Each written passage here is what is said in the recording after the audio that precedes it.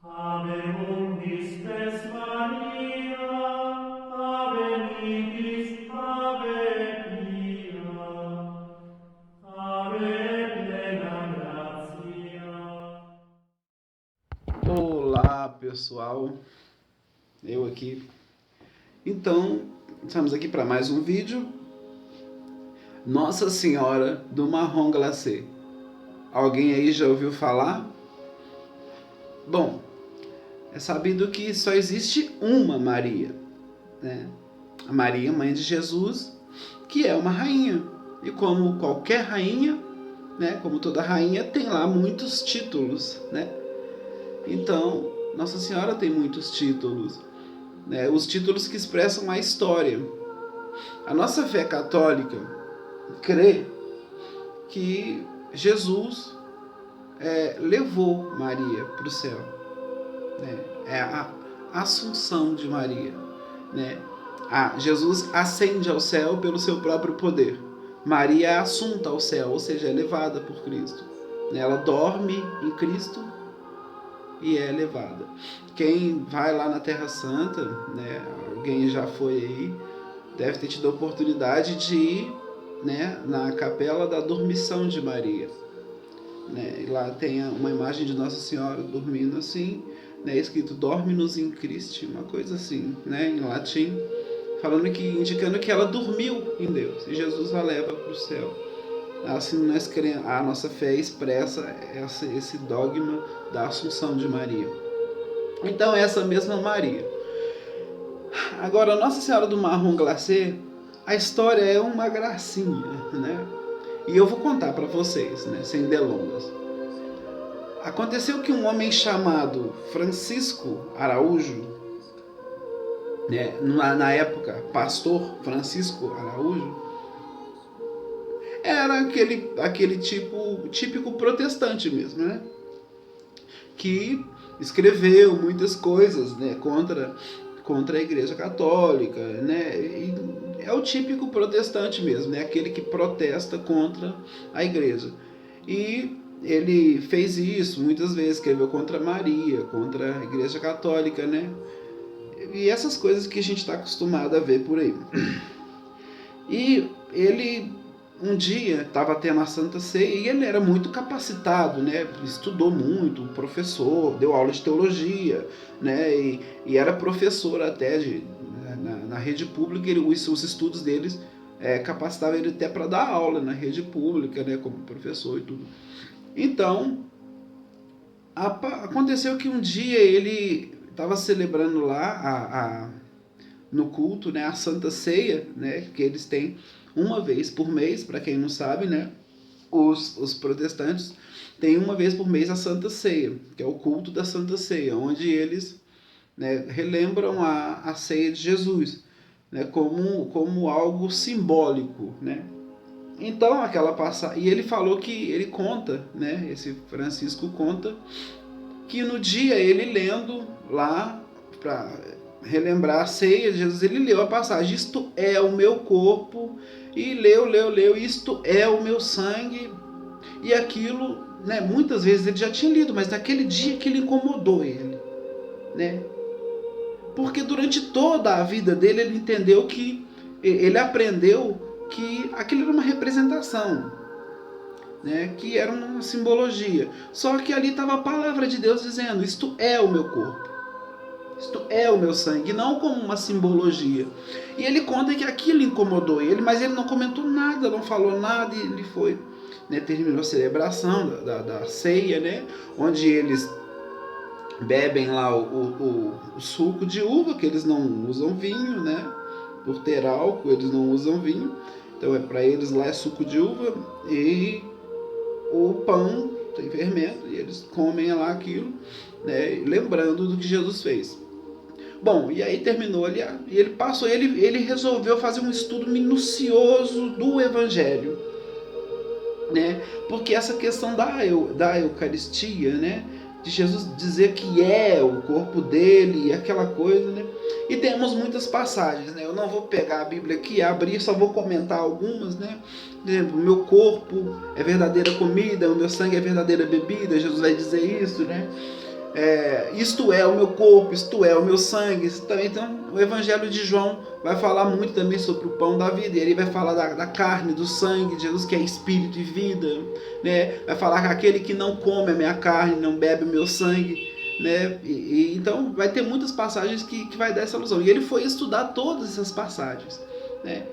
E acabou que ele começa a chorar, né? Nesse estudo ele é levado a uma emoção interior e ele chora ali ajoelhado na cama dele com a Bíblia aberta diante dessas passagens e ele começa a glorificar a Deus. E ele diz que ele ajoelhou um protestante e levantou um católico.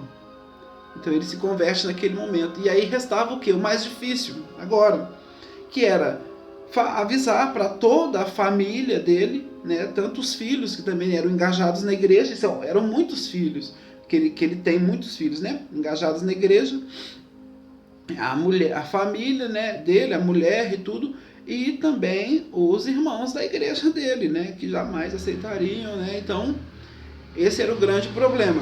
Mas, né, como o foco não é nem essa conversão dele, né, é o que se sucede depois, mas é só para que vocês conheçam a história.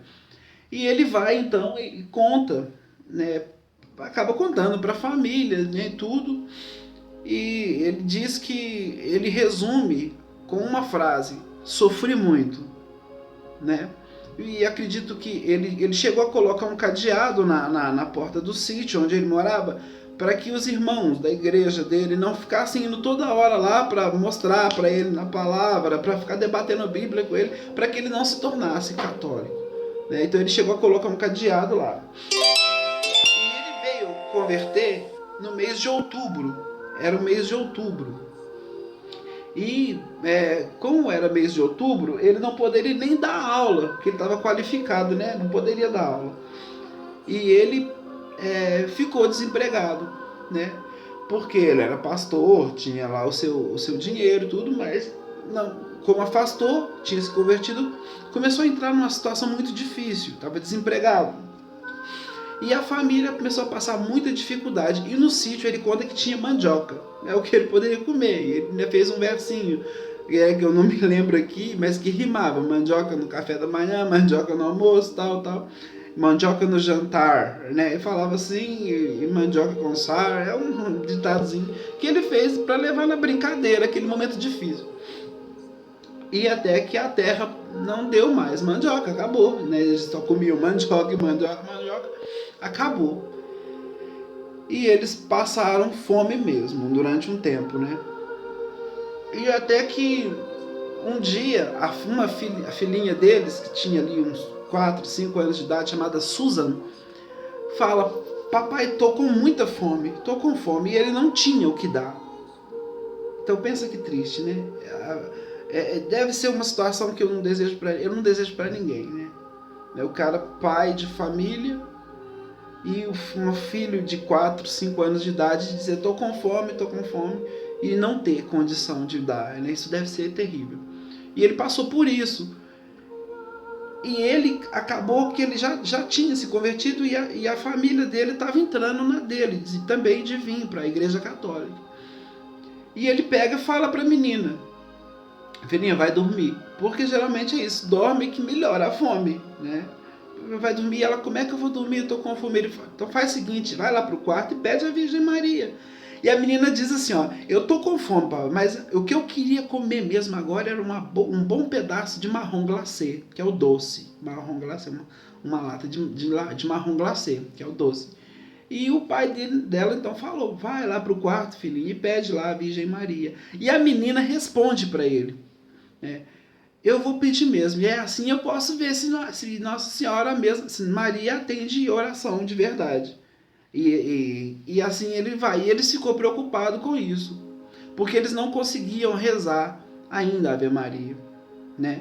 Ele diz que ele conta que na mente ele conseguiu entender, né, toda a devoção à Virgem Maria, mas ele não conseguia expressar, nem ele nem a família, eles não conseguiam ainda expressar pela boca.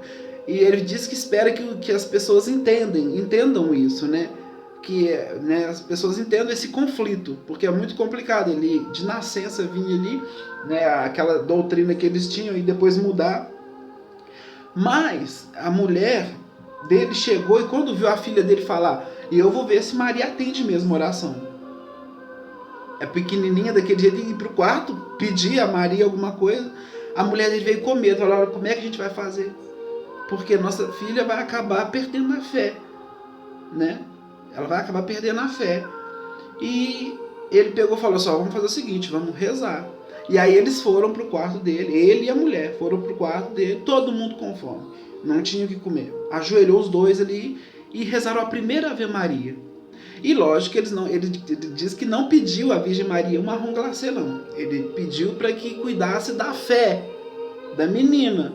Caso não fosse vontade de Deus, aparecer ali o doce marrom glacê que cuidasse da fé da menina. E assim pronto. Quando foi no outro dia, chegou um carro no sítio lá, né? E buzinou tudo. E aí ele chegou, olhou, o filho dele olhou assim, né, lá de dentro da casa, porque ele já pensou que era algum dos antigos irmãos dele de igreja para ir lá falar da Bíblia, e que ele já estava de saco cheio daquilo. Então ele olhou de longe e viu um jovem com um crucifixo no pescoço, e ele disse, não, é católico, pode abrir. Aí o menino foi lá, abriu, entrou um rapaz, né, com uma moça do lado, e era um padre, né, e uma moça, né, e falou, olha, nós viemos aqui para, né, levaram para ele uma cesta básica e tudo, e a moça pegou e falou pro padre, conta para ele o que nós íamos fazer aqui, né, tudo. Aí o padre disse, não, Deus falou, foi com você, então você conta, falou para essa moça. E hoje eles são muito amigos, né, se eu não me engano, um chama Padre Bília, e a mulher chama Guilhermina, alguma coisa lá. E a mulher vai falar, olha padre, essa noite eu tive muitos sonhos, ou pesadelos, não sei, com o senhor, né, falando que era porque o senhor estava passando fome e precisava de comida, então não me entenda mal, por favor, mas a gente ficou preocupado, tudo, e eles se emocionaram, porque eles de fato estavam passando fome sim. E aí toda a família, nessa altura do campeonato, toda a família já estava do lado de fora, né, e eles se emocionaram muito, receberam e agradeceram ali todo aquele banquete. E a menininha Susan veio correndo lá fora, lá também, junto com a família inteira. E a moça foi, olhou para ela e agachou assim atrás do banco do carro e pegou a lata de marrom glacê. E olhou para ela e falou assim, ó, pequenininha, isso aqui é para você. Aí eles veem assim escrito marrom glacê e eles se emocionam demais, a família, e pergunta para ela, você também sonhou com marrom glacê? A moça falou assim, não, eu sonhei mesmo para trazer comida para vocês. O marrom glacê eu trouxe aqui, eu trouxe por vontade própria e estou falando que foi Nossa Senhora que mandou para ela. E aí foi aquela choradeira, né?